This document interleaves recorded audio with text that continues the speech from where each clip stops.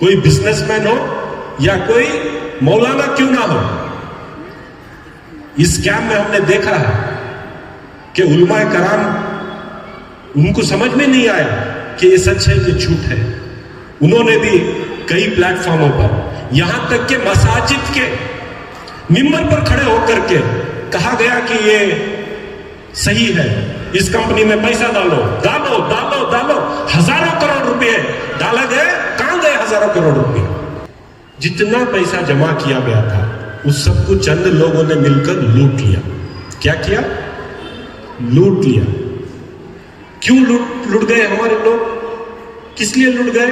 IMF में या किसी और ऐसे कई फ्रॉड स्कीमों में भर गए। वो आज शान के साथ सीना ताने हुए आज भी घूम रहे हैं, लेकिन लोग वो मजबूरी में, उनका जिनका पैसा लुटा है, आज उनके पास दवाई के लिए नहीं है।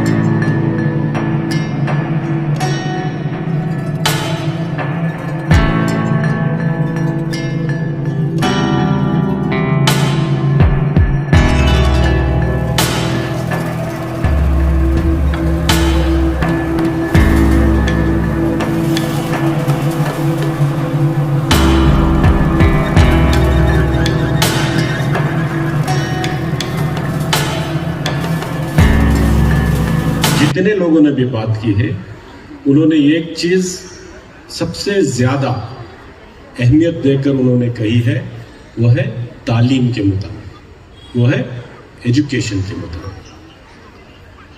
आज अगर समझिए किसी के पास एजुकेशन नहीं है तो समझिए कुछ भी नहीं है। एजुकेशन ही एक ऐसा रास्ता है जो आपको तरक्की की तरफ, डेवलपमेंट की तरफ लेकर जाता है। अगर आपने एजुकेशन हासिल नहीं किया, तालीम हासिल नहीं की, तो आने वाले दिनों में आपका फ्यूचर कुछ नहीं हो सकता। ये बात आप जान लीजिए। जितनी भी तकलीफ हो, जितनी भी परेशानी हो, एजुकेशन को हासिल करना, तालीम को हासिल करना बहुत जरूरी है। तालीम से होता क्या है? एजुकेशन से होता क्या है? एजुकेशन से आपको कॉन्फिडेंस आता है। अगर आप तालीम याफ्ता है तो आपके पास आपका कॉन्फिडेंस अलग होता है। आप चीजों को पढ़ सकते हैं, समझ सकते हैं कि पूरी दुनिया में क्या हो रहा है, पूरे हिंदुस्तान में क्या हो रहा है, हमारे समाज में क्या हो रहा है। हर चीज के बारे में अगर आपको समझना है और सही फैसला लेना है तो आपको क्या करना चाहिए? You should be educated. Without education, there is nothing. Without education, you don't know what is happening in the world. आपको पता ही नहीं कि क्या चल रहा है। आज दुनिया भर की प्रॉपर्टी रहना, आपके वालिदैन के अकाउंट में कई हजार लाख रुपए रहना भी एजुकेशन के सामने वेस्ट है। ये प्रॉपर्टी भी खत्म हो सकती है, ये पैसा भी खत्म हो सकता है, लेकिन आपके अंदर अगर एजुकेशन है, क्वालिफिकेशन है, तो वो क्वालिफिकेशन कोई छीन सकता है? आपका पैसा छीन सकता है कोई, आपकी प्रॉपर्टी छीन जाएगी, लेकिन आपके अंदर का एजुकेशन कभी नहीं छीन सकते। हमारी आज क्या कोशिश है? हमारी कोशिश क्या है? जब मैं एमएलए बना, जब हमारे सारे लीडर्स थोड़ा काम कौन कर रहे हैं उनको रोकने के लिए बोली, वहां पे जो लीडर्स, हम लोग जब स्कूल गए तो हमने क्या देखा कि शिवाजी नगर की स्कूल जो बच्चों के लिए जिस स्टैंडर्ड में होना चाहिए वो स्टैंडर्ड में नहीं है।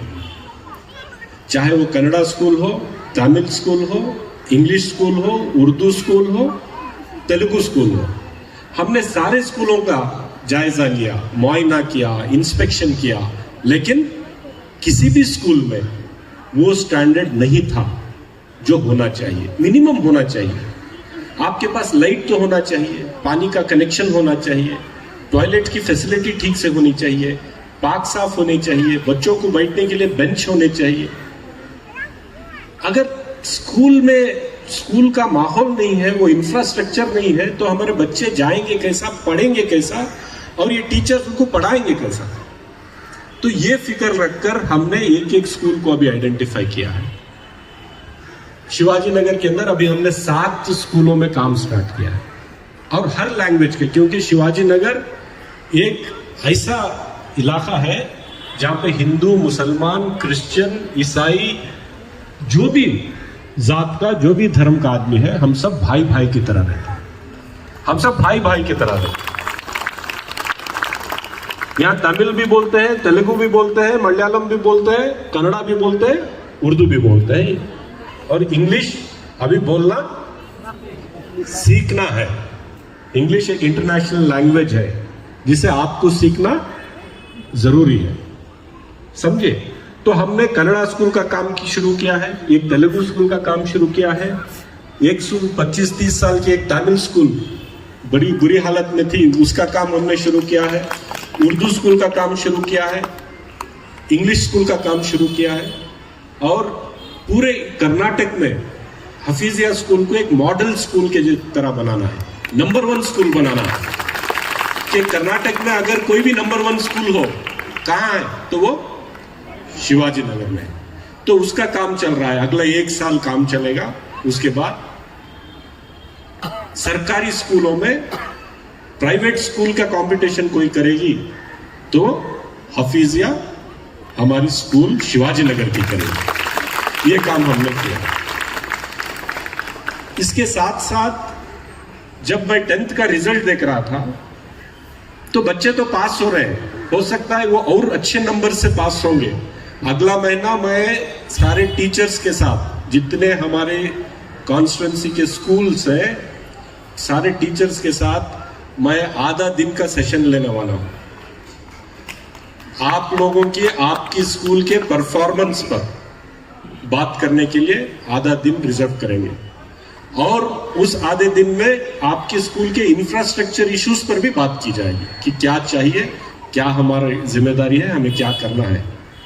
तो टीचर्स आप प्रिपेयर हो जाइए, विथ ऑल द डाटा आपको हमारे पास आना है, तो हम बैठकर डिस्कस करेंगे। तो मैं क्या कहना चाह रहा हूं आपको कि जब मैंने वो रिजल्ट देखा तो मैंने देखा कि आप पास तो हो रही हैं, 10th स्टैंडर्ड के बाद कॉलेज नहीं जा रही। बहुत सारी बच्ची आगे आके कॉलेज नहीं जा रही। क्यों नहीं जा रही? क्योंकि उनके वालिदैन को, उनके पेरेंट्स को लगता है कि यहाँ से कॉलेज दूर है, हम भेजना नहीं चाहते। कि हमारे में आज भी थोड़ा कंजर्वेटिव, थोड़ा सोचते हैं, दूर भेजते नहीं है अपनी बच्चियों को। तो इसलिए हमने 2 PU कॉलेज शिवाजी नगर के अंदर हमने शुरू किया है। पिछले साल VK उबैदुल्ला स्कूल में PU कॉलेज शुरू हो गई, और इसी लतीफिया में माइनॉरिटी PU कॉलेज इस साल हमने शुरू किया है। उसका एडवर्टाइजमेंट करने का मौका नहीं मिला, लास्ट मोमेंट पे सैंक्शन हुआ। तो हमारा ये अचीवमेंट है कि 2 साल में 2 PU कॉलेज शिवाजी नगर के अंदर हमने शुरू कर दिया।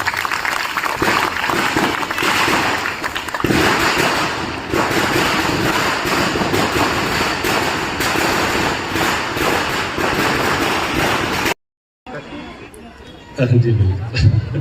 तो 2 PU कॉलेज एक मोहल्ले में रहना कोई मामूली बात नहीं। आप समझ जाइए। आपको कुछ दूसरी जुबान में समझाऊं, थोड़ा कन्नड़ा बोलना है कि थोड़ा तमिल तो उतना नहीं आता, थोड़ा थोड़ा बोल लेता हूं। उर्दू चलेगा आज? तो 2 PU कॉलेज हमने शुरू किए हैं।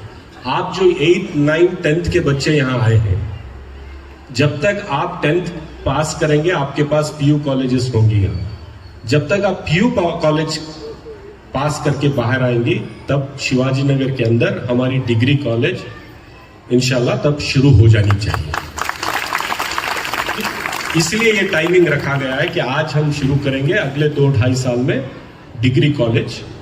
क्योंकि जो ड्रॉप आउट का परसेंटेज हमने देखा 10th स्टैंडर्ड के बाद कॉलेज जाने का, तो ड्रॉप आउट शिवाजी नगर के अंदर तकरीबन 75% था। 75% हमारी बहनें, हमारी बच्चियां 10th स्टैंडर्ड के बाद फर्दर स्टडीज नहीं कर रही थी।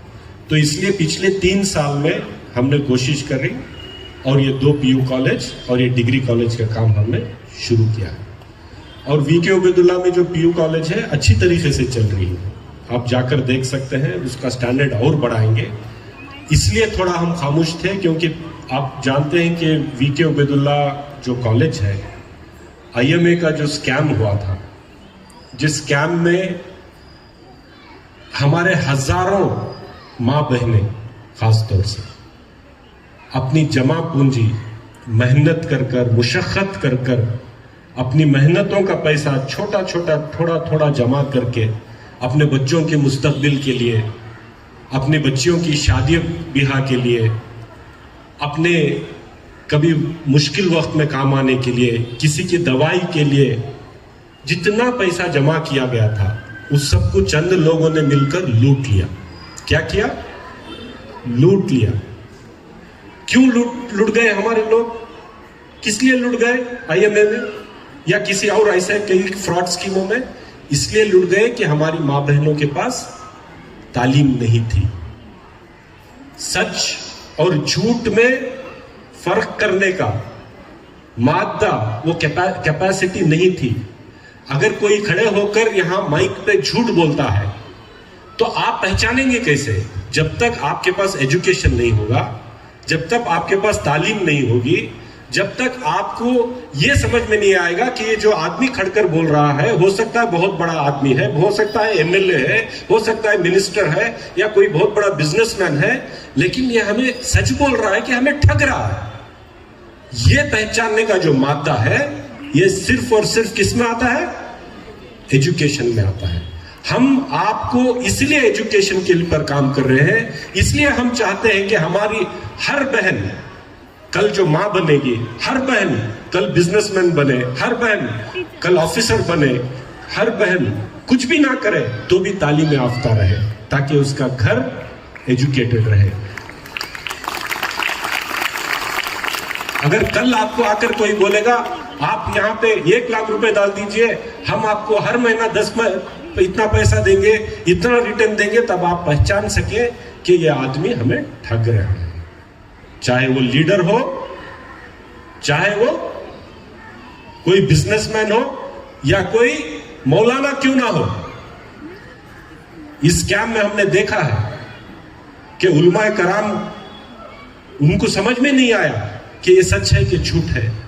उन्होंने भी कई प्लेटफॉर्मों पर, यहां तक कि मसाजिद के मिंबर पर खड़े होकर के कहा गया कि ये सही है, इस कंपनी में पैसा डालो डालो डालो डालो, हजारों करोड़ रुपए डाले गए। कहां गए हजारों करोड़ रुपए? चले गए किसी के पॉकेट में, किसी की जेब भर ली गई, किसी का घर भर लिया गया। आपका घर तो लुट गया, लेकिन जो भर गए वो आज शान के साथ सीना ताने हुए आज भी घूम रहे हैं। लेकिन लोग वो मजबूरी में, उनका जिनका पैसा लुटा है, आज उनके पास दवाई के लिए नहीं है, उनके बच्चों के तालीम और तरबियत के लिए नहीं है। आज वो लोग कहां जाएंगे, किसको पूछेंगे? इसका कोई इलाज नहीं है। हमारे बच्चों को, हमारे बहनों को अगर हम तालीम याफ्ता कर दें तो खुद ब खुद सही और गलत की पहचान करने की उनमें वो सलाहियत पैदा हो जाएगी। तो इसीलिए मैं आपको खुशी से कहना चाहता हूं, जो वीके उबैदुल्ला स्कूल है, जिसको आईएमए जो फ्रॉड कंपनी थी उन्होंने कंस्ट्रक्ट किया था, कोर्ट ने अटैच कर दिया था, कहा था कि ये कंपनी का पैसा नहीं है, ये मासूम लोगों का पैसा है, जिसको लूट करके सिर्फ पब्लिसिटी करने के लिए वो स्कूल बनाई गई थी। तो ये स्कूल हराज कर कर वापस लोगों को दे दिया जाए, ये फैसला हो गया था हाई कोर्ट में। लेकिन हमने मुसलसल कोशिश की, हुकूमत में बात की, सिद्धरामैया साहब से मैंने इल्तिजा किया कुमार बंगारप्पा हमारे एजुकेशन मिनिस्टर हैं, उनसे मैंने रिक्वेस्ट किया कि ये स्कूल हराज नहीं होनी चाहिए, 100 साल पुरानी स्कूल, किसी ने गलती कर दी होगी लेकिन ये स्कूल हराज नहीं होनी चाहिए। गवर्नमेंट से जो स्कूल पे खर्च किया गया था 13 करोड़ रुपया, गवर्नमेंट से हमने दिलवाया है, वो 13 करोड़ रुपए भी IMA के इन्वेस्टर्स को, जो विक्टिम्स हैं, उनको जाएंगे। तो हमने वो स्कूल भी बचाई है और वो कॉलेज भी अब जो हम लेके आए हैं उसको बचाई है। तो मैं आपसे ये कहना चाह रहा हूं कि शिवाजी नगर जरूरी नहीं कि पिछले 50 साल में जो शिवाजी नगर रहा है वैसे ही रहे। पहले शिवाजी नगर के क्या हालात थे, आज क्या हालात है आप देख रहे हैं। कुछ बेहतर हुए कि नहीं बेहतर हुए? बेहतर हुए। थोड़ा भी बरसात थोड़ी भी हो जाती है तो शिवाजी नगर में मुझे अफसोस होता था, मैं और शकील भाई याद है आपको, जब हम वहां वो नाले इसके पास ब्रिज के पास जाते थे तो वहां के घरों के सामने 4-4 फीट की दीवारें बांध दी गई थी, 4-4 फीट की दीवार। उसके बाद उसको लांग कर घरों के अंदर जाग कर आते थे।